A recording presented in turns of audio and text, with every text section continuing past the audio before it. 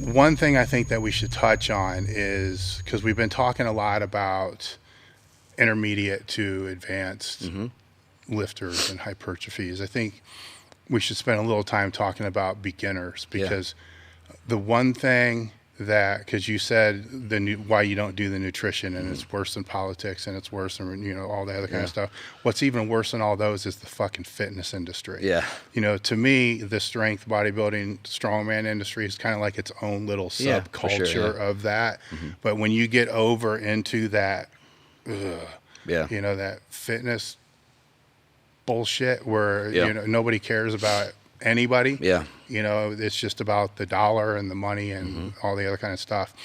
That's where a lot of the beginners, you know, fall. You know, and the beginners will hear conversations like what we're having and start thinking, oh shit, you know, am I actually using my lats? And it's, you know, I always say you can't flex bone. You know what I'm saying? You know, my advice that I would throw out from the beginners from a strength standpoint is just start and learn proper technique and just start trying to move fucking weight. And if technique breaks, you know, slow down the pace, you know, get the technique under wraps and start moving it back up again, that you don't need a fucking coach. If you just, my greatest fear in today's industry, of the strength industry, of all three of the sports, and I guess you could consider CrossFit in there as well, but all four of those, is that somebody comes in as a beginner and hires a coach because they're never going to last. As soon as that coach is gone, as soon as they fire the coach, they quit because they didn't have that time like we had of just going in the gym and figuring shit out. I think that is lost. And I think it's kind of up to all of us as, you know, people in the industry to kind of nudge and remind those guys that, hey, look, there's a lot of information out there. We can vet you to good articles, good pay sites, you know, stuff like that. Go there and just start trying to figure shit out. You know, then once you figure it out and you overcome a couple sticking points, not your first one. You know, I think people do this with steroids too. They hit one sticking point, they take a cycle, and they never learn, you know, how to overcome it. Like, fuck, dude, you never even tried to increase your calories or your protein, or you never tried to do this, or you never tried it low volume, high volume, and it's strength training. You never tried, you know, it's like you just fucked up, you know, because you're going to get another sticking point here in a month. So what advice would you throw out? We're talking true beginners now. For I mean, sure. People who are watching that, because YouTube is, I mean, we're live on all, I don't think we're live on all podcasts, but we're live on YouTube. It's a young demographic. So speaking more to the 18 to 21-year-olds, you know, what's the best route? No, that's a great question. Man, and there's two, you know, 99% of me is thinking about all the things that you're saying, and that's like I mean, I think, in myself included, because once you get in it so long, I mean, but you really gotta ask yourself why you're doing the things that you're doing in the first place. I mean, before you get into the nuts and bolts, because it's like, if it's not it doesn't ever, there could be a million different reasons, but you need to have a reason that's good for you. You know, that's something that's going to keep you, the whole thing, dedicated and not motivated, and something ideally that's not superficial.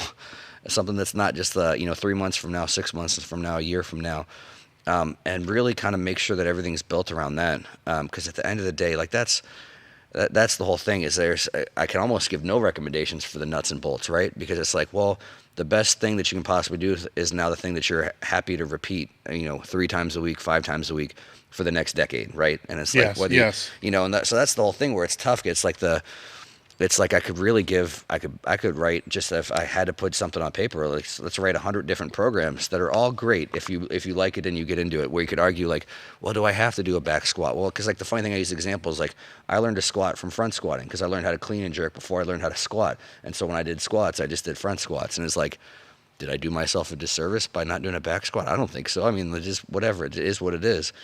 And so random shit like that. So I mean, take some time to really think about why you're doing the things that you're doing. Ask yourself, can I do this for a long period of time? And then focus on the fun parts of it. I mean, if you think about, hopefully from conversations that you and I have, is where everything stems from, is like, it's the cliche stuff, but it's like camaraderie, it's work ethic, it's competition. Because that's the stuff, like, when I look back, it's like, and I'm definitely the type of person that likes to, if I see some tangible long-term benefit from it, if I suck at it, I'm going to work so much harder at it. So it's like, it's those things that like really I'm like, okay, like why did I like working out so much?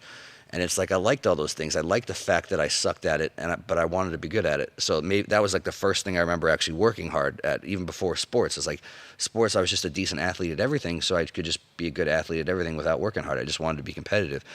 But then lifting has all that, man. It's got it's got the whole self-improvement aspect of like, I suck at this, so I've actually got to do some things to develop myself and get better at it.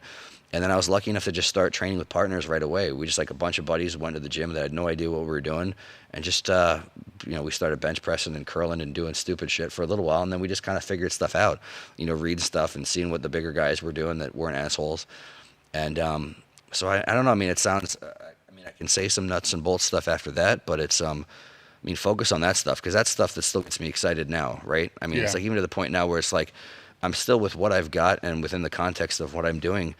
I really always want to try and be like, I honestly think I can always keep scraping out more from a training standpoint. I'm a realistic person, so it's not like scraping out more. Like you said, for me, it might be like a pound of tissue where I want it every single year at this point. Again, if I'm just want to be maintainable, the stuff I can do till I'm 70. And I love training with other people. I love trying to hurt each other. I love kicking each other's ass. And so it's some of that stuff where if you focus on that stuff and really focus on how much fun that stuff is, then the nuts and bolts are going to be that much more easy to adhere to. And so I would say overall, then just like some of the stuff is like pick some big movements, and repeat them frequently. Definitely start. I think it's bad, because I'm glad that I didn't. Don't start with a bro split. I think it's one of the worst things a new person can do. Is so I don't care if you do total body a couple of times a week to start, or you do a upper lower or push pull. I think that's a better way to go about it. Just learn some big movements. If you practice it 3 times a week as opposed to once a week, you're going to get better at it faster. The only thing I wish that I'd had, and this is the toughest thing, and I would say maybe that this is where you look at some older bodybuilders, if you're into bodybuilding, look at older powerlifters. Like one of my things that drives me nuts, again, is the example of, we'll go to curls, because it's such an easy one to pick on, is you'll have guys that say, I built my biceps doing straight bar curls, and then when I got older, I had to switch because my elbows were fucked, and so now I only do dumbbells and cables. And it's like, no, you worked hard and you had whatever capacity your genetics would take you with whatever exercise you did. You could have developed the same size biceps, never doing straight bar curls, and your elbows wouldn't be fucked along the way. So that's some of the stuff where it's a little tougher to learn, but have an idea of what some of the guys are figuring out 10 years into their career once they're fucked. And there's good information out there. You'll see some reoccurring themes where literally like 90% of the bodybuilding population says, I can't do that exercise anymore. I can't do that exercise anymore. And while you're inevitably going to get some kickback from some of your buddies that, oh, you fucking have to do that. You just like 90% of the big manly shit is good stuff to do in some version of it. But honestly, I think there's a couple movements that fit almost no one. They do the exact same thing to every single bodybuilder, and then they all just eventually evolve out of it as a result of injury, where it's like, and so that's the 1% where it's like, like you said, I would ever want anybody to get too caught up on the nuts and bolts. Do all that stuff first. Get something that's going to have you adhere. Enjoy your time in the gym, and do all the focus on all that fun stuff. Because again, it's that same thing. It's like I remember workouts from when I was 15, from when I was 20, from when I was 25. I remember one-off workouts, and then I remember whole periods of time in my life training with crews and stuff like that. And it's not the nuts and bolts and all that kind of stuff. It was the fact that it was so enjoyable and it was so much fun that I think was the biggest thing for adherence. And like you said, and then some of it's like, I 100% agree. I would hate to rob somebody of figuring it out. It's like, and I've had kind of came to this realization is like, I'm not genetically blessed as a bodybuilder. There's a fine line of like, I'm a fairly self-aware person. And so I don't ever want to use that as an excuse. So I could always keep pushing myself faster and faster. But I don't have to be an idiot to look at, everyone I've worked with at various points in time. And it was through the process of me having to figure shit out that was the catalyst to me wanting to do this as a profession and eventually be a coach at it. So to rob somebody of that, where if like, again, for sure, had I just been handed a coach and said, here's the things you have to do and here's the blah, blah, blah right away, it's like, fuck, would I have had the adherence? Would I have had the thought process? And it's like, no. Luckily it wasn't that thing, especially in the bodybuilding world, it didn't exist for one. And then if it did exist, it was like, fuck, it was like Charles Glass back then. Like that would have been it. Like, I know that guy, I'm going to go train with him. And my parents would be like, fuck no, we don't have any money. So, you're going to sit here and train in your YMCA and your Bally's and your Golds or whatever it is. So, yeah, that'd be some of the stuff that I would say to start and to focus on. And then, don't, and then pick up the nuts and bolts based off of, like I said, individuals and experience. I mean, that is the beauty of Instagram and the beauty of internet, is you kind of know who it's not hard to realize who some of the top coaches are. I mean, they've walked the walk. They're working with people that it's not an accident. They're working with them. You'll see a consistent theme. I mean, that's the funny thing when you'll say, like, Instagram is full of people trying to get attention, doing circus shit and stuff that looks cool or whatever. And it's a smallest, weirdest pet peeve, but I'll have people tell me sometimes as a compliment, like, man, you're really creative. I'm like, fuck. I'm like, I may or may not be creative, but I have like these set of principles that occasionally I'll build the tool off of. And so it's, again, someone will put something like, oh, that looks fucking cool and different. I'm going to show this because it's going to get fucking likes.